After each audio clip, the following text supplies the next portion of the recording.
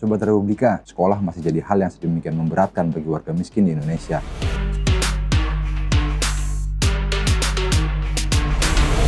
Akhir Januari lalu kita dengar, di Kabupaten Ngada, Nusa Tenggara Timur, seorang siswa kelas 5 SD berusia 10 tahun ditemukan bunuh diri. Ia meninggal setelah disebut tak bisa beli ballpoint, buku, dan bayar uang sekolah.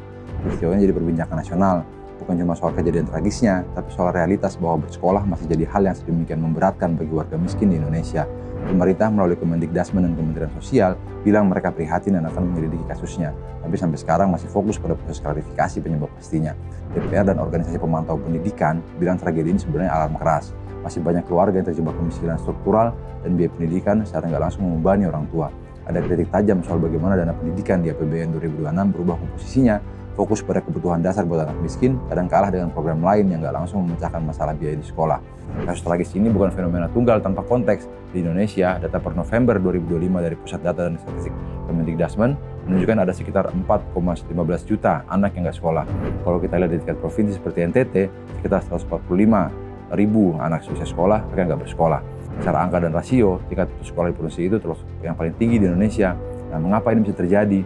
Survei menunjukkan sekitar 76% keluarga bilang anaknya putus sekolah karena biaya sekolah atau kendala ekonomi. Banyak orang tua berjuang bayar kebutuhan sekolah seperti buku, alat tulis, seragam, uang sumbangan sekolah, transportasi, dan kebutuhan hidup lainnya. Ibu dari anak di NTT tersebut misalnya, hanya buruh panggil yang dibayar sehari Rp50.000. Hanya kadang-kadang pula kerjanya. Ombudsman RI mencatat sampai saat ini masih ada pungutan di sekolah negeri yang kadang memberatkan walaupun seharusnya pendidikan dasar gratis nih. Ketimpangan akses pendidikan juga jadi penyebab lain dari maraknya putus sekolah ini, terutama di kawasan terpencil dan daerah tertinggal. Realitasnya, wajib belajar 12 atau 13 tahun belum sepenuhnya tercapai. Amanat konstitusi bahwa pendidikan harus dinikmati seluruh anak-anak Indonesia sampai sekarang belum juga terpenuhi.